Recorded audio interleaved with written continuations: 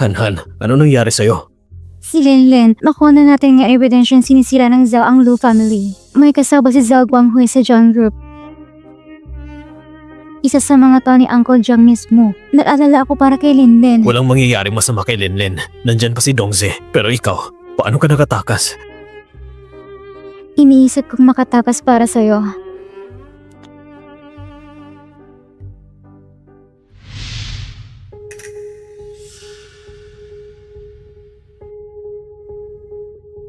Masama to at Chanyeol. Tungkol sa problema ng Zoom Group, nagsimula ng investigasyon sa kumpanya. Pero mali na naman nakita ni Linlin.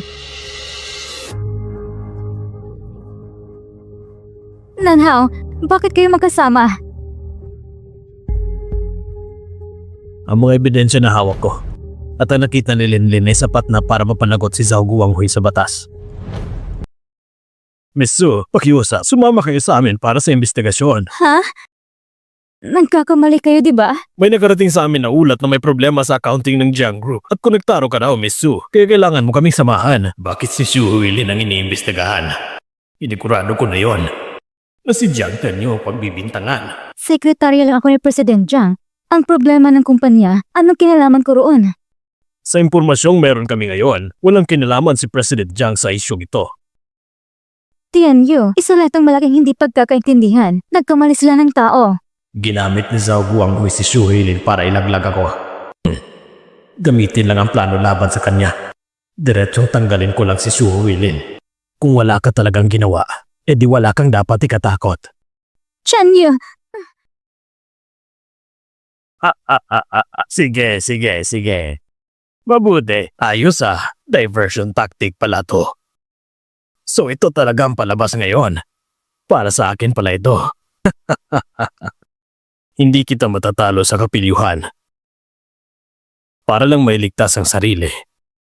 Tinapon mo na lang si Su Huilin, ha? Wan Ying, alis na tayo. Tama na tong larong to. bakit kayo magkasama? Anong ginagawa niyo, ha? Sagot! Itong sampal ay galing sa kuya mo. Itong isa para sa sarili ko. Sa Zishuan, ikaw ang may gawa ng kapahamakan mo. May karma ka rin. Uy, si papa mo nangongorner. Parang pamilyar ang eksena. Hindi pang bata yan. Huwag mong tignan. Ano bang meron dyan, ha? Si mama at si papa, ang problema nila nasa loob ni mama. Hindi yan mariresolba basta't usapan lang. Tama. Hindi lahat ng problema madaling lutasin. Parang hindi lahat ng tao madaling mapatawad. Tama ba ako, Mr. Jiang? Oo, tama lahat ng sinabi mo.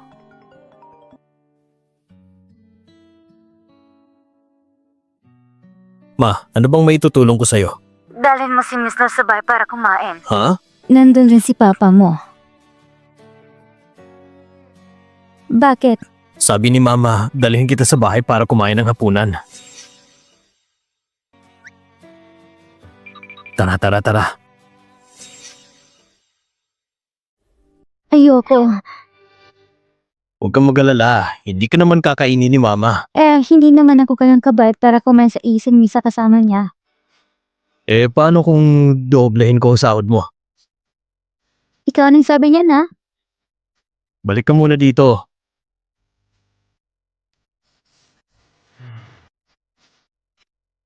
Bakit? Maganda kang tingnan ng ganito.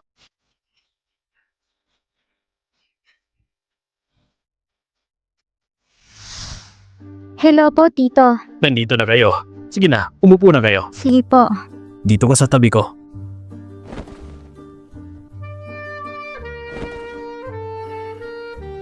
Miss Lu, magkano bang binayad ng anak ko para madala ka dito? Magbabayad ako ng doble. Halika dito kay Tito. Kausapin mo naman ako. Mr. Jiang, hindi ka matatahimik habang kumakain? Hello po, Tita. Gawa ito ng mama ko. Ang paborito mong apple pie. Kumain ka na. Kung di mo sinabi na apple pie yan, akala ko gulaman.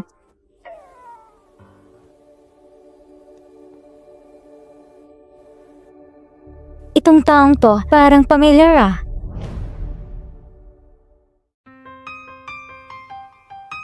Tita, huwag niyo pong inumin yan. Su Huilin? Zhang Tianyu, haba ako iniimbestigahan. Ikaw, napafamiliar yun yan dito? Anong karapatan mo? Su Huilin, mag-usap tayo na maayos. Huwag mo siyang saktan.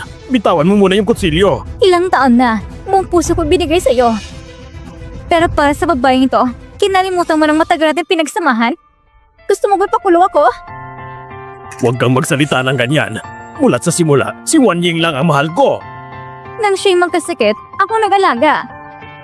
Nanganak ka lang ng anak niya. Wala ka ng ibang ginawa. Anong karapatan mahalin kanya ng buo? Sa lahat ng taon na to, lahat ng krisis ng kumpanya ni Chanyu, ikaw ang may gawa. Pati ang mga hindi pagkakaintindihan namin ni Chanyu. Ikaw pala may pakana. Eh ano naman? Ilagyan ko siya ng gamot at kunwari magkasama kami sa isang kama. At naniniwala ka naman agad? Kasalanan mo yun. At ang pinakasama sa lahat, may anak pa kayo. Habang buhay na lang siyang malayo sa akin, pero buhay pang batang yan. Kaya naghanap ako ng tao para itapon siya.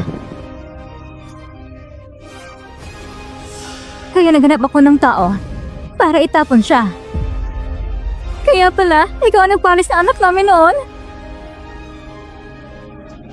Akala ko, pag nawalang batang yon, matatapos na rin relasyon ninyo, tuloy rin masisira. Pero hindi kanya kailangan iniwan.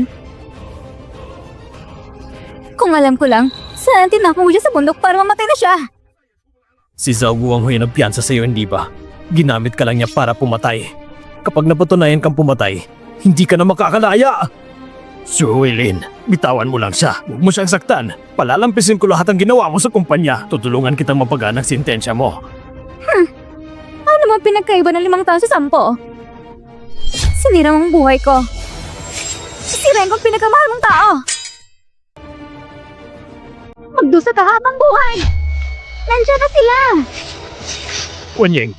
Wan Ying, okay ka na. Ligtas ka na. So hindi pala po nagkawala kay Nanhaw.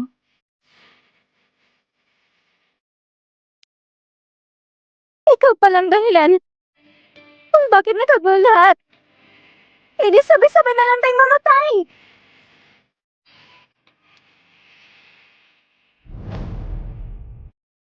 Ikaw palang dahilan kung bakit nagkagulo lahat. E di sabay-sabay na lang tayong mamatay. Tabi! Bitawan niyo ako! Bitawan niyo ako!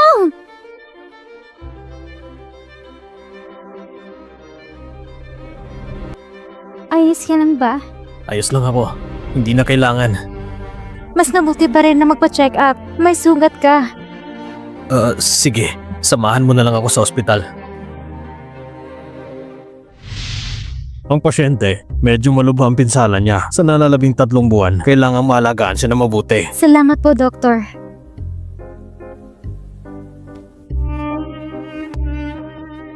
Doctor, posible kayong may nabaga siyang sensitibong parte? Ay nako, Lucian.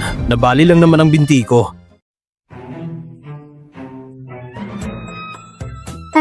Oo nga. Pero sino bang alam kung aling binti? Alisin mo yung kalaswaan sa utak mo. Parang basura lang yan eh. Kaya hanggang ngayon sekretary ka pa rin eh. Ako nga pala magpo-promote sa'yo kahit wala ka sa criteria.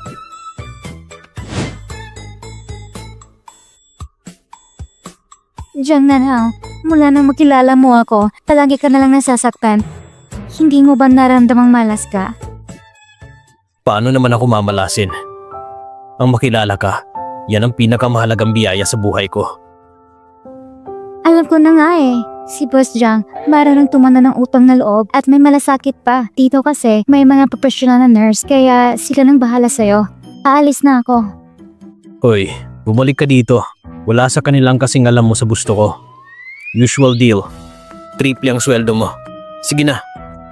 Pero hindi ako ba ng klaseng tao? Hindi ko ipagpalit ang dignidad ko para lang sa dagdag na sahod. Ang rate ng caregiver ay $800 araw-araw. Triple ang offer niya, 2,400. Tapos 3 buwan kung aasikasuhin lahat. Ano, bitin ka pa ba ron? Kung kulang pa, pwede ka naman mag-apply bilang asawa ko.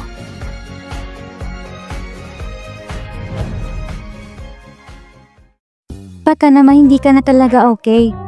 Kaya gusto mo akong pumalit.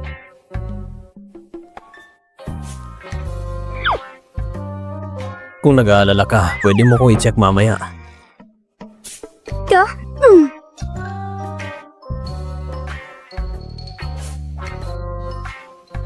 Kung kulang pa, pwede ka naman mag-apply bilang asawa ko. Ayoko na. Puro matatamis na kasinungalingan. Jiang Nanhao. Nang huli akong umibig, ibinigay ko na ang lahat. Ngayon, wala na akong lakas na loob na sumugal muli.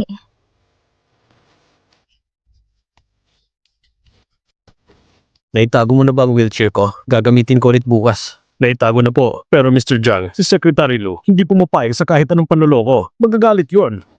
Dami mong alam. Ito ang pinaka-epektibong paraan. Tinutulungan ko lang siya na makita ang tunay niyang nararamdaman. Bakit? Tingnan mo.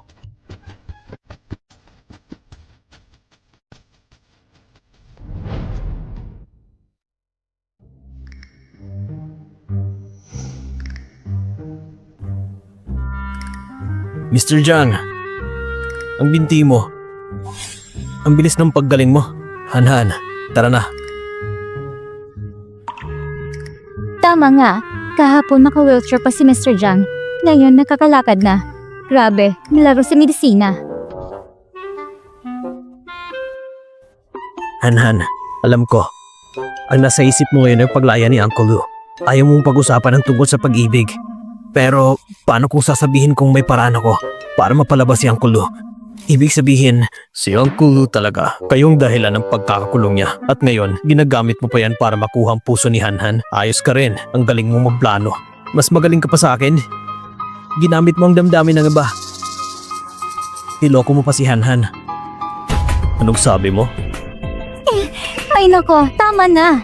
Dalawang lalaki pa naman kayo. Bakit nagtatalo? Han, tara na. Han, ihahatid na kita pa uwi. Hindi na kailangan. Malaki na naitulong mo sa akin. Alam ko naman, si Zhao Guohui ay si Zhao Guohui. Bilang kaibigan lang ang turing ko sa'yo. At di pa rin nagbago yun. Naiintindihan ko.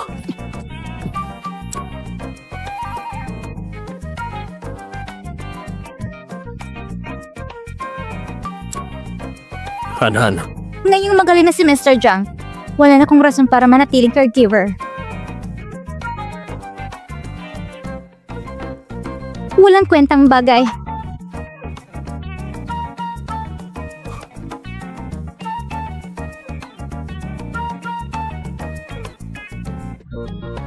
Han, bumalik ka. Ay, aray.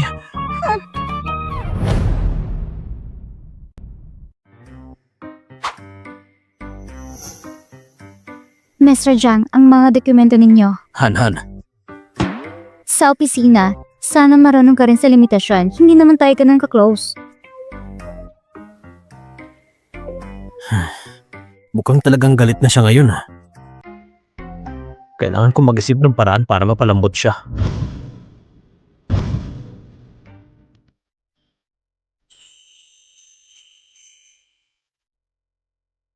Sino nagpadala nito? Ibinalik ni Miss Long regalo mo. Oo nga eh. Dati paborito niya lahat ng yan. Bakit kaya ngayon? Dati paborito ka rin niya, di ba? Mr. Jiang, baka hindi niyo alam kung ano talaga ang pinaka-importante kay Secretary Lu ngayon at kung ano ang gusto niya. Ako? Pera? Tama pero hindi rin. Si Secretary Lu, bakit siya gapit sa pera? Alam niyo naman ang dahilan, di ba? At saka, nasa kamay niyo rin ang susi para ma-resolve ito. Alam ko na, si Uncle Lu. Tama, ang biyanan niyo mismo. Wala talagang masakyan dito. Paano yan kung walang sumundo kay Papa? Bilisan mo, sakay na.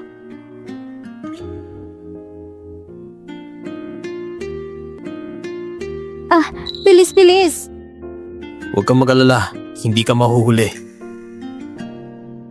Noong nahuli si Suhuilin, sabi ni Papa, mga isang buwan pa bago siya makalabas. Bakit napakaaga? Uncle Lou! Sino ka ba? Uncle Lou, ako po ang humihingi ng tawad para sa ginawa ng papa ko. Alam ko, napakalupit ng ginawa niya. Hindi ko man masabi ng buo ang buong katotohanan. Pero darating ang araw na siya mismo ang hihingi ng tawad sa inyo. Anak ka ni Zhao Guanghui? Opo. Pero hindi ako sangayon sa mga ginawa niya. Sa lahat ng sakit na idunulot niya kay Hanhan, gagawin ko ang lahat para maitubos ito. Narinig ko ang tungkol sa iyo. Kahit hindi ka pa-graduate, namuhay ka na mag-isa. Iba kasama mo. Papa! Hanhan!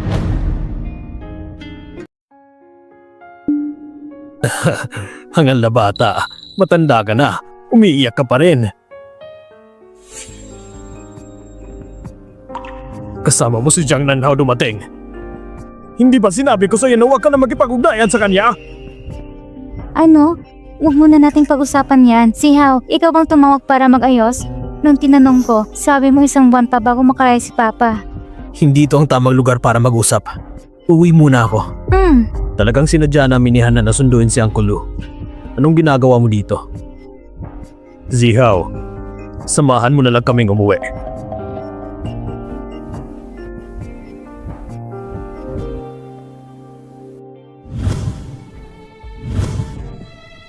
Mr. Jiang, hindi ba kasama niyo si Miss Lu para sunduin ang papa niya? Handa na ang welcome dinner. Si Zhao Zihao talaga. Inagaw niya ang aking kredito. Pero kung gusto niyo agawin, sige.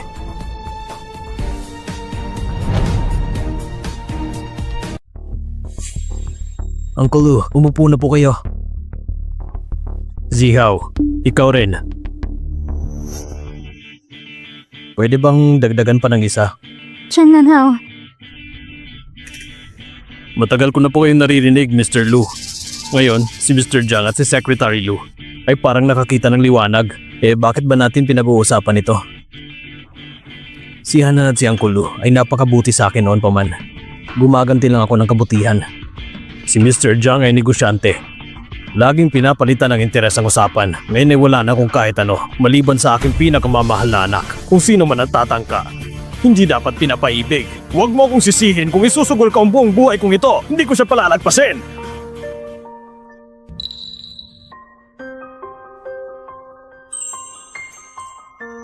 Jiang Nanhao, bakit hindi mo sinabi sa akin na nitong mga taon na ito, ikaw nag-aalaga sa Papa ko? Nung may nangyari kay Uncle Lu noon, ginawa ko ng lahat ng makakaya ko. Pero si Zhao Guanghui na yon, masyado siya makapangyarihan. Kaya magagawa ko lang ilumayo sa iyo ng pinakamasamang paraan para maprotektahan ka. Dumaan ang pinakadilim mong mga araw nung wala ako. Ang lalaking yan, puro matatamis na salita lang at pambobola. Zihao, halika. Tagay tayo.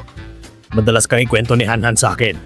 Habang wala ko nito mga taon, salamat sa pag-aalaga sa kanya. Uncle Lu, huwag niyo pong sabihin yan. Ang tagay na ito, para sa inyo. Uncle Lu, totoo bang madalas akong ikwento ni Hanhan? Magsisiyar lang muna ako. Ako din, magsisiyar din ako. Pupunta ka rin sa banyo? Gusto mo bang samahan kita?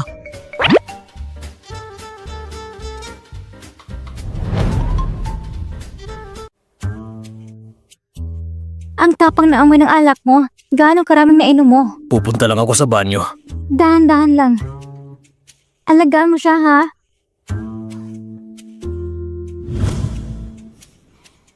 Pa, bakit ang dami mong pinainom? Siya mismo ang uminom noon. Hindi ko siya mapipigilan. Kuya, masakit to ba? Bakit mo sinama ang isang ex-convict dito? Zishuan, anong pinagsasabi mo? Lucihan, ang kapal na mukha mo. Matapos mo akitin si Jiang Nanhao, pati ang kuya ko, tinutukso mo. Hindi nga talaga nalalay sa anak ng isang bilanggo. Walang hiya ka talaga. Ikaw? Pa, masyadong maingay nito. Lumipat na lang tayo ng lugar. Iha, dapat alam mo ang hangganan mo. Sino ka ba? Isa ka lang dating bilanggo. Wala kang karapatang pagsabihan ako. Kakalabas mo lang ba ng kulungan? Amoy na amoy pa rin ang baho mo. Tumahimik ka nga! Sinampal mo ako? Kuya, may problema ka ba? Pinagtatanggol mo pa ang ibang tao na sinamtan ako? Ako ang tunay mong kapatid! Tama na nga yan! Security! Miss Zhao, anong nangyari? Anong klaseng hotel ito? Napakasosyal pa naman. Bakit kayo napapasok ng kriminal dito? Palabasin niyo sila! Huwag niyong subukan! Hindi ka na miyembro ng pamilya Zhao. Ang hotel na ito ay pag-aari ng pamilya Zhao. Ibig sabihin, akin ito. Ako masusunod dito. Palabasin niyo sila! Kung hindi niyo papalabasin, tanggal na kayo! Sino nagsabi na sa hotel na ito, ikaw ang may kontrol? Sino nagsabi na sa hotel na ito, ikaw ang may kontrol? 10 minuto lang ang nakalipas, binili ni President Jiang ang hotel na ito. Miss Zhao, ang hotel na ito hindi nakabilang sa Zhao Group Hotels. Miss Zhao, akala mo siguro ikaw pa rin ang makapangyarihan, pero malapit mo nang maranasan kung paano bumagsak ang isang reyna. Nanhaw, ibig mong sabihin, Miss Zhao, mas mabuti pang umuwi ka muna at tignan ang kalagayan ng ama mo. Himbukin mo siyang sumuko at magsisi na maaga. Ang kasalanan yan, hindi mababayaran kahit sa loob ng 18 henerasyon. sino ka ba? Anong karapatan mo magsalita ng ganyan sa akin? Sige, patawad kung hindi kita agad nakilala. Nasaktan pa kita pati ang ginang. President Jiang, papalayasin ko na agad ang mga istorbo dito para sa inyo. Anong ginagawa niyo? Bitawan niyo ako! Sino ka ba? Nanhaw, Uncle Lu, nung panahon ngayon, ang hotel na ito ay nakuha ng Zhao Group sa pamamagitan ng pag-agaw ng ari-arian ng Lu Group. Iyan ang pinagmulan nito. Ngayon, ibabalik ko na ito sa inyo. At isa pa, totoo ang nararamdaman ko kay Hanhan. At isa pa, totoo ang nararamdaman ko kay Hanhan. Halika dito. Hindi ko may tatanggay na mas mahusay kang negosyante kaysa sa iyong ama. Pero tandaan mo ito. Ang hotel na ito ay iyon na. Wala na akong kinalaman dito. Ngayong wala na. Kahit kailanman, wala na talaga. Uncle Lu, galit ka pa rin ba sa akin dahil sa nangyari noon? Wala kang ibang pagpipilian. Nagpapasalamat ako sa tulong mo sa amin itong mga nakaraang taon. Pero gusto kong sabihin sa'yo, kaya kong tiisin kahit anong maruming gawin sa negosyo. Pero hindi ko kayang tiisin ang sino mang nagpapalungkot sa anak ko. Papa. Simula nang ipinanganak si Hanhan, ibinigay ko sa kanya ang lahat. Isa siyang rosas na inalagaan ko ng buong puso. At siya ang pinakamagandang bagay sa buhay ko. Hindi siya isa sa mga pagpipilian lang. Uncle Lu, pasensya na. Hindi ako ang dapat mong hinga ng tawad. Siya ang dapat mong hinga ng tawad. Si Hanhan ay isang mabuting bata. Baka pinatawad ka na niya sa puso niya. Pero gusto kong malaman mo, hindi ko kayo pahihintulutang magsama. Kahit kailanman. Papa.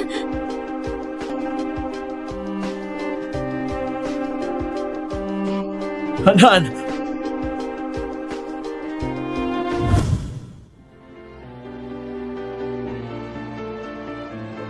Pa, kahit inupahan ko lang ang bahay na ito, nakapag-ipon na ako. Hinintay ko lang talagang paglabas mo. Palilipatin na kita sa mas malaki. Huwag ka mag-abala. Gusto lang kitang makausap sandali. Pa! Sa wakas, nagkalaya ka na. Magiging maayos ng lahat mo na ngayon. Oo, magiging maayos. Hanhan, pangako mo sa akin, bukas mag-resign ka na sa Jiang Group. Ha? Han, talagang aalis ka na? Inaapi ka naman ba ni President Jiang? Kung nangahas siya, babasagin kong bungo niya. Ganyan magsalita ang tunay na asawa ng boss. Pero Han, pwede bang huwag ka munang umalis? Natataranta talaga kami sa boss nating pabago-bagong ugali, isang sirang ulo matandang aso. Isang sirang ulang loner. Kailangan ko munang samahan ng papa ko yung mga bagay sa hinaharap sa kanala nating pag-usapan. Galingan niyo sa trabaho at sana yumaman kayo agad. Ipa-fire niyo na siya. Paalam.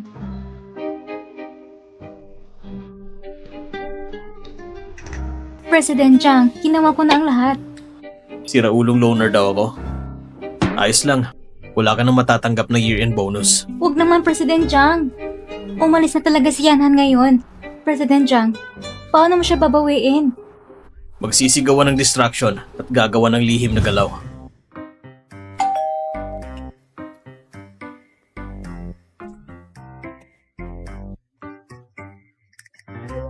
10 hours and 35 minutes and 46 seconds mula nung huli kitang nakita. Miss na kita. Hanhan, sino yan? Taga-ayos ng ilaw. Tara na. Sira kasing ilaw ko. Taga-ayos lang talaga. Bilisan mo. Tara na. Taga-ayos ng ilaw? Ang aga namang dumating.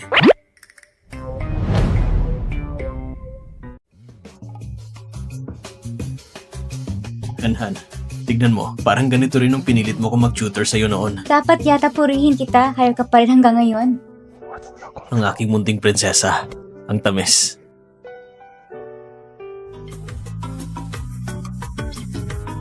Tanungin mo nga yung senior mo kung gusto niya bang kumain ng prutas? Dumating na si Papa. Matagal na akong kumakain ng matamis. Hanhan, naayos na bang ilaw? Malapit na. Kunting ayos na lang.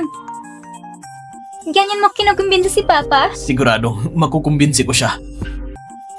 Jiang Nanhao, para kay Lucihan, isinantabi mo ng dignidad mo, isang CEO, umakit pa ng bintana, at gusto pang kumbinsi ng Papa niya.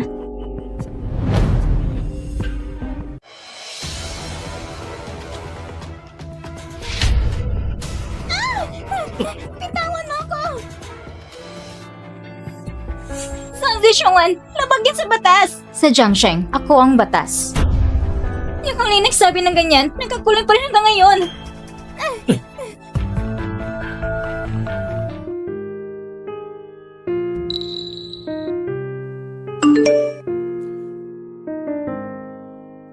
Parang may kakaiba. Bakit kaya nasa labas siya ng syudad sa ganitong oras?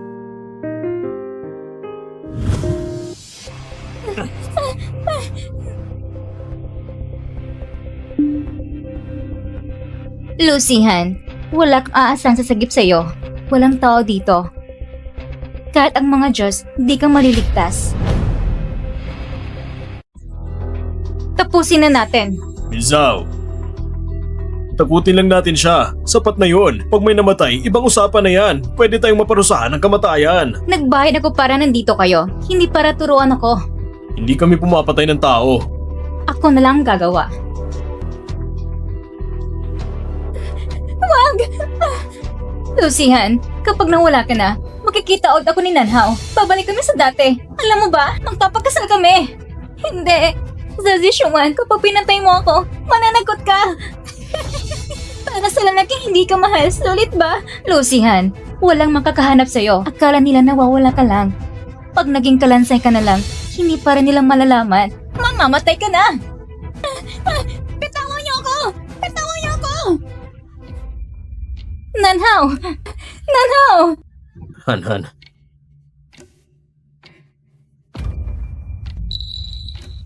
Pasensya na. Nalate ako. Paano mo ako nahanap? Kahit saan ka magpunta, matatagpuan pa rin kita, Zhao Zishuan.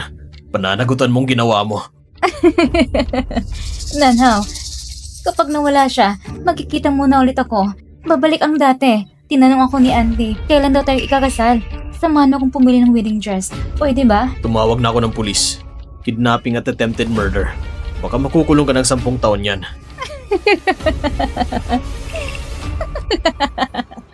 May ebidensya ka ba? Ebidensya? Akala mo ba wala ako?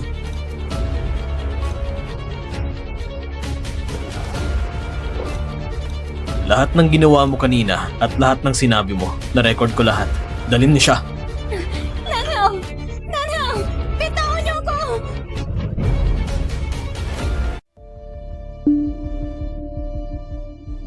Mr. Zhao, masamang balita. Ang anak ninyong babae, dahil sa tangkang pagpatay, naaresto siya. Mr. Zhao, masama pa. Bumagsak ang todo ng stock ng kumpanya.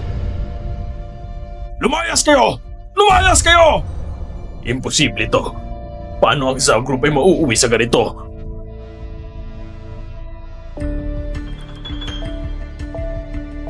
Sagutin mo ang telepono! Sagutin mo! Sagutin mo!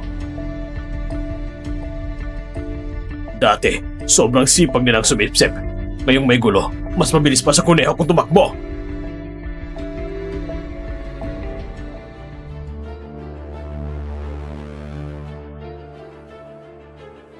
Pa, sa huli, uusisain ka rin ng prosecution office. Mas mabuti pang sumuko ka na. Baka mabawasan ang parusa mo. Pa, sumuko ka na. Walang iya kang bata ka. Pinapasurrender mo ako? Hindi mo ba ako nakikilala? Isa itong sa buwatan nila. Gusto nila akong pilitin. Pa, binenta ko na lahat ng stocks ko. Wala na akong hawak. Ang pamilya Zhao, kung bakit tayo napunta sa ganito. Kasalanan mo ang lahat! Kalokohan! Traidor kang anak ng demonyo! Lumayas ka! Umalis ka! Umalis ka! Ang langit ng Jiangsheng, ang Jiangsheng ay mananatili sa ilalim ng kapangyarihan ko! Hindi ako kailanman susuko!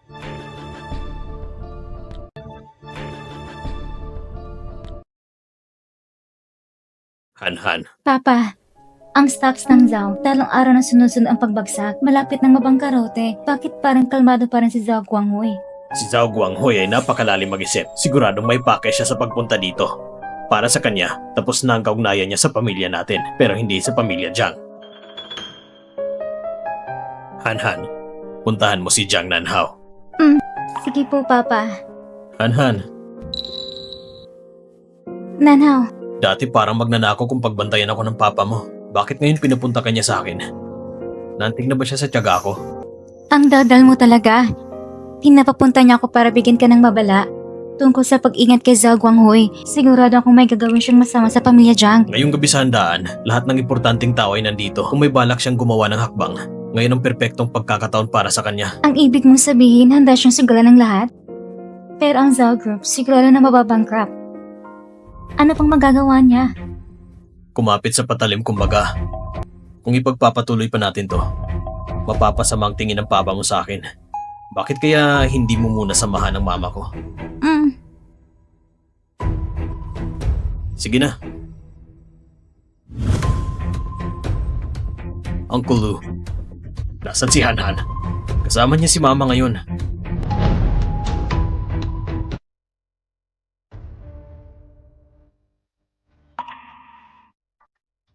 Tita Ye, gumising na po kayo.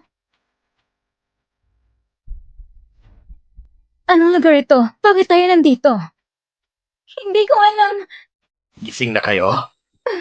Zhao Guanghui, anong ginagawa mo? Pakawalan mo kami. Huwag kayong mag-alala. Hindi ko kayo tatalian ng matagal. Ilapag niyo to. Anong bagay na yan? Ilapit mo sa akin. Huwag mong saktan si Han. Huwag kang kikilos.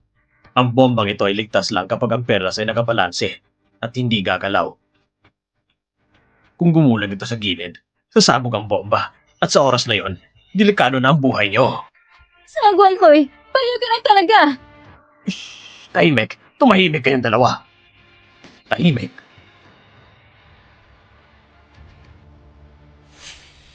Jiang Nanhao, makinig ka sa akin. Ang ina mo at si Lucihan ay hawak ko na ngayon. Simple lang ang kailangan mong gawin. Ilipat mo lahat ng yaman ng pamilya Jiang sa pangalan ko.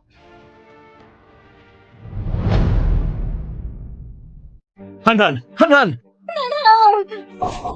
Umatras kayo! Huwag kayong lumapit. May pambako rito. Zhao Guanghui! Kung may galit ka, sa akin na lang! Pagkawalan mo sila! Tumigil ka sa kakasatsat! Gawin mo na agad ang sinabi ko. Kung hindi, papatayin ko sila ngayon din! Sige, gagawin ko. Linlin, maganda ka. Pa, tigilan mo ng katigasan ng ulo mo. Ang ginagawa mo, wala ring patutunguhan. Tumahimik ka! Pa, wala akong anak na duwag! Tingnan mo ito, hindi agad malilipat ang mga shares. Pero ang lahat ng pondo ng Jiang Group, 2 bilyon, ay nalipat na sa iyong overseas account. Pakisuri mo na lang, huwag kang gagawa ng delikadong bagay. Sige na, bibigyan ko kayo ng katuparan. Buong pamilya nyo nandito na, sabay-sabay kayong mamatay dito!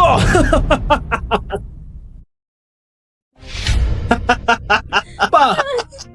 Umalis na kayo agad! Pa!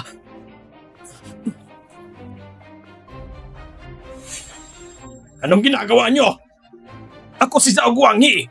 Ako ang hari ng Jiangsheng! Hindi nyo ako pwedeng arestuhin! Bitawan nyo ako! Han, huwag kang matakot. Nakita ko sa mga pelikula, pula o asul ng wire lang ang pipiliin. 50% ang chance ang mabuhay. Hindi. Paano kung mali ang maputol mo? Paano kung mali ang maputol ko?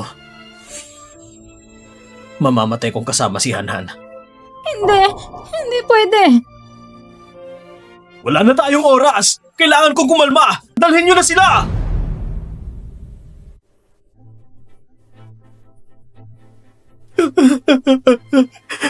Hanhan! Mag-ingat ka!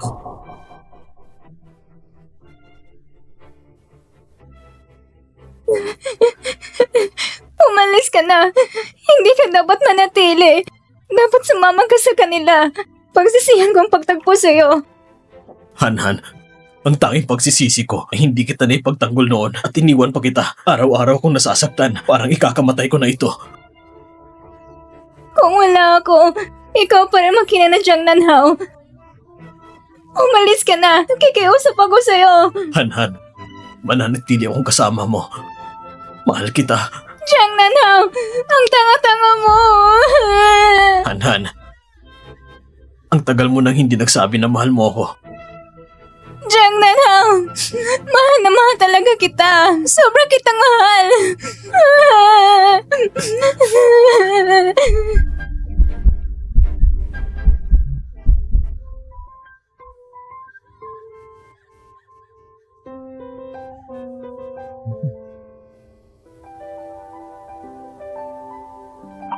Ano ito? Regalo ito ni Linlin para sa kasal natin.